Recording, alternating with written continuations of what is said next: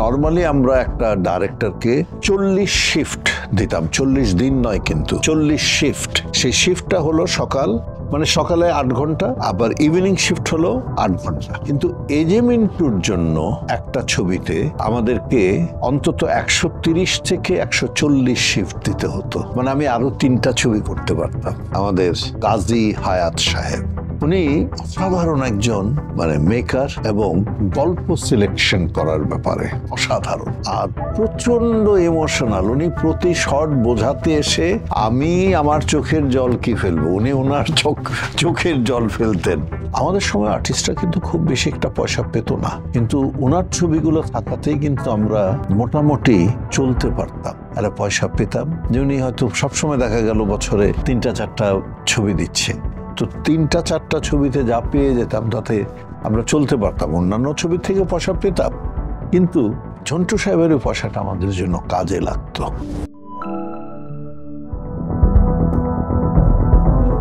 প্রিয় দর্শক, আসসালামু আলাইকুম, আমি আলমগীর।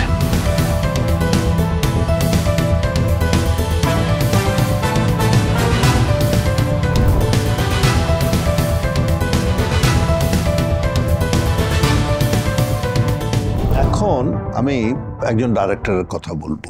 ওনার নামটা বলার আগে ওনার সম্পর্কে বলতে হবে, the most calculative director I have ever work with.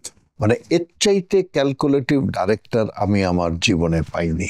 আমরা হয়তো মিনিটের সময় ধরে কাটা ধরে চলি, উনি সেকেন্ডের কাটা ধরে চলতেন ক্যালকুলেশনে। উনি একটি ডায়লগ দিলেন আমাকে, হয়তো ডায়লগটা মোটামুটি 7-8 লাইন, তো সেখানে যদি আমি সুন্দর করে গুছিয়ে অভিনয় করতে চাই তাহলে হয়তো আমার 1 মিনিট 30 সেকেন্ড লাগতে পারে।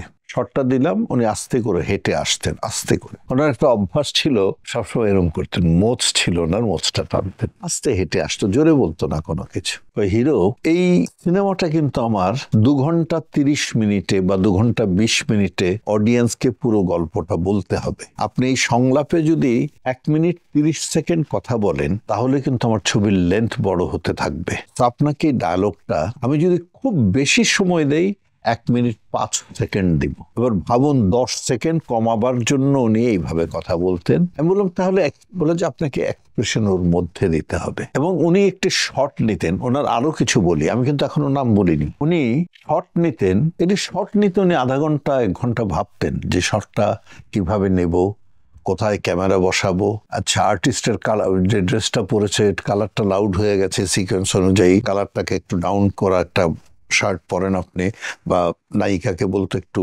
হালকা কাপড় পরেন। এইভাবে উনি একটা শট নিতে 1 ঘন্টা, সারাদিনে হয়তো 3টা শট নিতেন। ওনার ছবি করতে হলে নরমালি আমরা একটা ডাইরেক্টরকে 40 শিফট দিতাম, 40 দিন নয় কিন্তু 40 শিফট। সেই শিফটটা হলো সকাল, মানে সকালে 8 ঘন্টা, আবার ইভিনিং শিফট হলো 8 ঘন্টা। এগুলো দিনে আমরা 2 শিফট করে কাজ করতাম তখনকার দিনে। কিন্তু এজে মিন্টুর জন্য একটা ছবিতে আমাদেরকে অন্তত 130 থেকে 140 শিফট দিতে হতো, মানে আমি আরো 3টা ছবি করতে পারতাম। তো সেভাবেই কাজ করেছি। নামটা হয়তো বলে ফেলেছি, এজে মিন্টু একজন অসাধারণ ডাইরেক্টর, এবং আমি অনেকগুলো বড় বড় ছবি ওনার সাথে করেছি। ওনার সাথে আমার প্রথম ছবি প্রতিজ্ঞা, যে ছবিতে ওই যে সে গানটা বললাম, এক চোর যায় চলে। তারপর ওনার সাথে অন্যায়, মান সম্মান, তারপর বাপের টাকা, পিতামাতা সন্তান, সত্য মিথ্যা, অনেক আরো ছবি করেছি। তো একজন পরিচালকের একটি ছবি করতে যদি 3টা ছবির সময় নিত, আমি ওনার সাথে 10-12টা ছবি করেছি, তাহলে আমি নিজেকে খুব ধৈর্যশীল আর্টিস্ট বলতে হবে। এইটা আমি নিজেকে নিজে বলতাম যে এজে মিন্টু, আপনার ছবি করতে হলে প্রচন্ড ধৈর্যশীল অভিনেতা হতে হবে, যে আমি 3টা ছবির ডেট আপনাকে দিচ্ছি, তারপরও আপনার ছবি শেষ করতে পারেন না। উনি কিচ্ছু বলতেন না, শুধু হাসতেন। হি ওয়াজ এ ভেরি বিগ ডাইরেক্টর। আমার তার প্রতি বিশেষ শ্রদ্ধা রইল। আপনি ভালো থাকুন, সুস্থ থাকুন, এবং আরো অনেক দিন আমাদের মাঝে বেঁচে থাকুন। এখন আমি আসি আরেকজন পরিচালক, খুব নামকরা পরিচালক, আমাদের কাজী হায়াত সাহেব। উনি অসাধারণ একজন মানে মেকার এবং গল্প সিলেকশন করার ব্যাপারে অসাধারণ, আর প্রচন্ড ইমোশনাল। উনি প্রতি শট বোঝাতে এসে আমি আমার চোখের জল কি ফেলবো, উনি ওনার চোখের জল ফেলতেন। তবে ওনার সাথে আমি দুটা ছবি করেছি। একটা ছবি হলো আইন আদালত, আর আরেকটা ছবি ওনার সাথে আমি করেছি, খুব বিখ্যাত ছবি এবং আমার খুব কাছের, আমার অন্তরের কাছের একটি ছবি, সেটা হলো দেশপ্রেমিক। এই ছবিটা আমার খুব প্রিয় একটি ছবি। আমার সব ছবি প্রিয়, তবে একেবারে একেবারে সব ছবি প্রিয় না, কি অনেক ছবি প্রিয়। দেশপ্রেমিকটা প্রথম 1, 2, 3-এর মধ্যেই থাকবে। তো হায়াৎ সাহেব অনেক বড় বড় ছবি করেছেন, উনি অনেক ন্যাশনাল অ্যাওয়ার্ড পেয়েছেন, best director, best script writer, best dialogue writer, উনি অনেক ক্ষেত্রে উনি ন্যাশনাল অ্যাওয়ার্ড পেয়েছেন এবং উনি খুব বড় বড় স্বীকৃতিও পেয়েছেন, বিদেশের মাটির থেকেও পেয়েছেন। ওনার প্রতি আমার বিশেষ শ্রদ্ধা রইল। হায়াৎ সাহেব, আপনিও ভালো থাকবেন, সুস্থ থাকবেন, আর আরেকটি কথা, নিজের স্বাস্থ্যের প্রতি একটু খেয়াল রাখবেন। এখন একজন ডাইরেক্টর, আবার বলি, আমার জীবনে আমি অনেক আগেই বলেছি যে আমি প্রায় 225 থেকে 30 খানা ছবি করেছি। এই ছবিগুলোর মধ্যে প্রায় 28 বা 29 খানা ছবি বা 30 খানা ছবি, এক্স্যাক্টলি বলতে পারবো না, এই একজন ডাইরেক্টরের করেছি।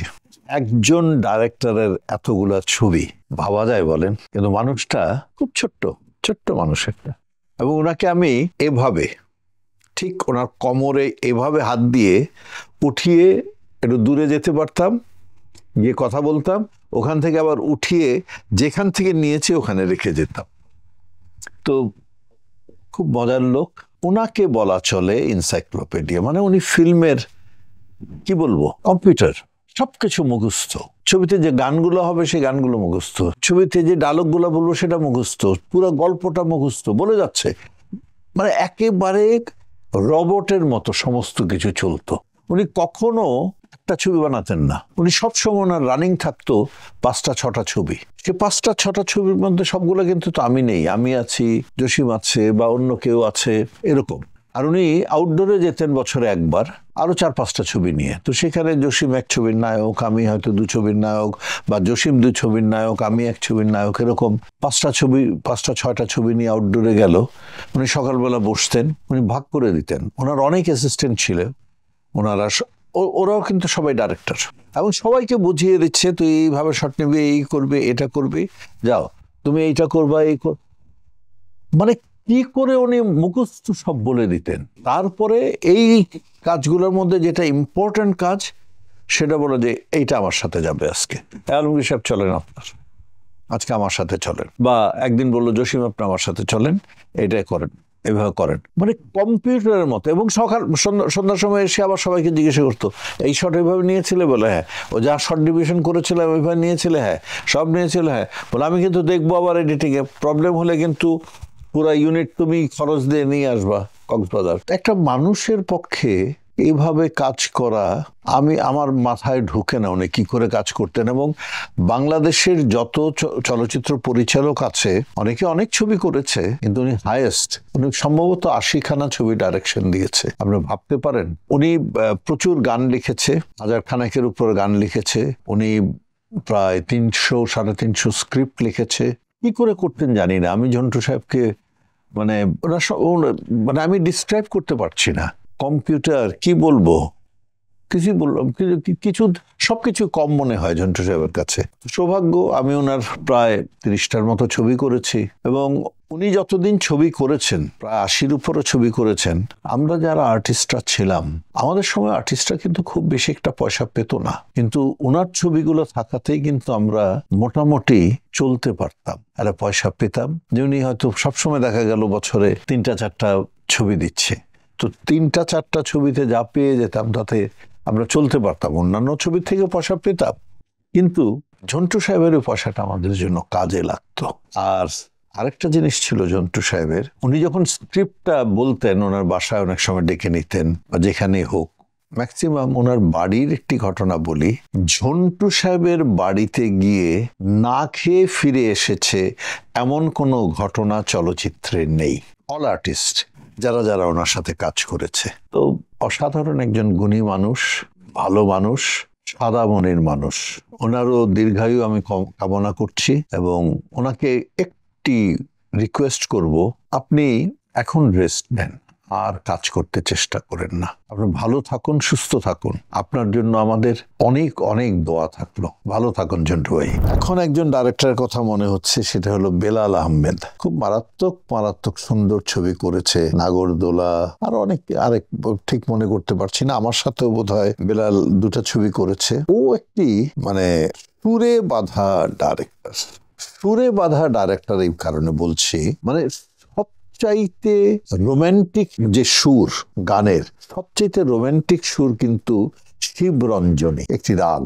বেলাল হলো শিবরঞ্জনী, মানে ওর আপাদমস্তক একটি রোমান্টিসিজম বাস করত। খুব সুন্দর সুন্দর ছবি বানিয়েছে। বেলালের প্রতি আমার শ্রদ্ধা রইল। তারপর আরেকজন খুব নামকরা ডাইরেক্টরের ছবি করেছে আমি, সেটা হলো সৈয়দ সালাউদ্দিন জাকি, আমাদের জাকি ভাই। ওনার সম্ভবত দুটা ছবি করেছে। একটা ছবি হলো লাল বেনারসি, আর একটি ছবি আমি ভুলে গেছি এই মুহূর্তে। এনিওয়ে, তো ওনার সাথে ছবি করার অভিজ্ঞতা, যেভাবে কাজ করতেন, উনি তো পুনে ফিল্ম ইনস্টিটিউট থেকে পাশ করে আসা, তো খুব ম্যাথমেটিক্যাল কাজ টাজ করতেন, মেথডের বাইরে যেতেন না।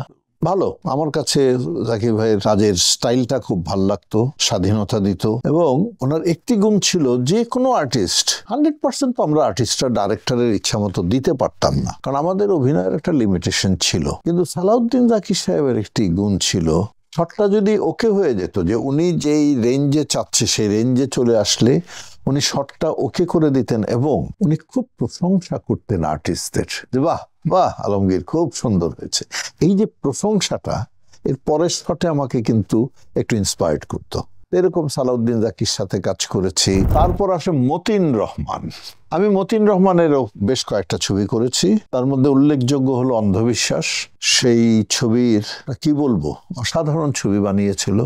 সেই ছবিতে রাজ্জাক ভাই ছিল, শাবানা ছিল, আমি ছিলাম, আনুদি ছিল, মানে আমাদের আনোয়ারা, বিখ্যাত অভিনেত্রী। আমি ব্যক্তিগতভাবে অভিনেতা আলমগীর, ব্যক্তিগতভাবে অভিনেত্রী আনোয়ারার একজন খুব বড় মাপের ফ্যান। উনি একজন অসাধারণ অভিনেত্রী। আনুদি, আপনি ভালো থাকেন, ইউ আর গ্রেট। তারপর আমি জানি অনেকে আমার উপর রাগ করবে, অনেক পরিচালক, আমি ছবিগুলোর নাম মনে করতে পারছি না, অনেক দিনের ব্যাপার। তো মতিনের অন্ধবিশ্বাসটা মনে হলো। তো এই অন্ধবিশ্বাসে রাজ্জাক ভাইয়ের সাথে আমি বিগিনিং এ অনেক ছবি করেছিলাম, অনেকগুলো ছবি করেছিলাম, প্রায় 10-12টা। এরপর আমারও একটু নায়ক নায়ক ভাব এলো, যে এবার চলি, একলা চলেছি। রাজ্জাক ভাই তো আমাদের থেকে অনেক ঊর্ধ্বের আর্টিস্ট। রাজ্জাক ভাই সম্পর্কে কিছু বলার দৃষ্টতা, উনি যেমন বড় মাপের অভিনেতা ছিলেন, তেমনি একজন ভালো মানুষ ছিলেন। তো এই অন্ধবিশ্বাসটা যখন আমি গল্পটা আমাদেরকে ন্যারেট করা হলো, আমি হাসতে হাসতে রাজ্জাক ভাইকে বললাম যে, রাজ্জাক ভাই, প্রথম দিকে তো আপনার সাথে 10-12টা ছবি করেছি, এবার চেষ্টা করবো আপনার পাশে অন্তত দাঁড়াতে, অভিনয় করে, যাতে কেউ ফেলে না দিতে পারে যে না, আলমগীর খারাপ করে নাই, রাজ্জাক সাহেবের সাথে কাঁধে কাঁধ মিলিয়ে চলতে পেরেছে। আমার এখনো মনে আছে রাজ্জাক ভাই আমাকে জড়িয়ে ধরেছিল, বলে তুমি যদি সেটা পারো, তুমি যে সেটা চেষ্টা করবে, এবং তুমি যে আমাকে ওপেনলি বলেছো, এর জন্য আমি তোমাকে একটা ধন্যবাদ দেই। যে সৎসাহস থাকা ভালো, এবং তুমি পারবে, আর যদি পারো, আমার চাইতে খুশি আর কেউ হবে না পৃথিবীতে। তুমি চাই তুমি দাঁড়াও আরো শক্তভাবে, আমার চাইতে বড় অভিনেতা হও। তো একজন রাজ্জাক সাহেবের মতো এত বড় অভিনেতা এই যে আমাকে উৎসাহ দিয়েছিল, এটা এই জায়গায় আমার বুকে ধারণ করে বসে আছে চিরকাল। আমি যতদিন শ্বাস নেব ততদিন এই কথাটা আমার মনে থাকবে। রাজ্জাক ভাই, ওনার তুলনা কারোর সাথে হয় না, হবেও না। তারপর অনেকের সাথে আরো কাজ করেছি, প্রচুর ডাইরেক্টরদের সাথে কাজ করেছি। আমার আরেকটা ছোট ভাই আছে ফিল্মে, ওর নাম শাহ আলম, এবং আমার আপন ছোট ভাই, তার নামও শাহ আলম। সে ফিল্মে ছিল না, কিন্তু ওই শাহ আলম কিরণ, ওরা দুজন ক্লাস ফ্রেন্ড ছিল। কিরণ যখন ফিল্মে এলো, আমি যখন এসছি তার সাথে সাথে এসছে। কিরণেরও বেশ কয়েকটা ছবি করেছি। কিরণ কিন্তু এই যে মিন্টুর মতো খুব ক্যালকুলেটিভ ডাইরেক্টর, খুব ক্যালকুলেশন করে ছবি করে, ভালো ভালো ছবি করেছে। এবং কিরণ সম্পর্কে কিছু বলার নেই আমার, কারণ আমার পারিবারিক একটি সম্পর্ক। ও সারাদিন আমার ছোট ভাইয়ের সাথে আমাদের বাড়িতেই থাকতো, এখন আমার সাথে থাকে সবসময়। And he is a very very good boy, অসাধারণ মানুষ, অসাধারণ ছেলে, খুব ভালো। তবে কিরণের একটি জিনিস কি, এখন যদি আমি ওকে বলি যে কিরণ একটা ছবি করো, ও কিন্তু করবে না, বলে যে ভাই আমার না ছবি বানাবার ইমোশন নাই, ওটা শেষ হয়ে গেছে। তো খুব সুন্দর, এই কথাটা আমার খুব ভালো লেগেছে। যেমন আমাকে অনেকে এখন বলে অভিনয় করেন না কেন, আমি কিন্তু বলি যে অভিনয় করার ইমোশনটা আমার এই মুহূর্তে নাই, আবার কিছুদিন পরে আসবে কিনা জানি না, কিন্তু এই মুহূর্তে নেই। আমার এখান একেবারে খালি, ইমোশন নেই অভিনয় করার। কারণ অভিনয় করতে হলে সেই চরিত্রের মধ্যে আমাকে ডুব দিতে হবে। ডুব দিয়ে ওই যে বললাম গভীরতা, ওই গভীরে যেতে হবে, সেটা যাওয়ার মতো দম আমার এখন আর নেই।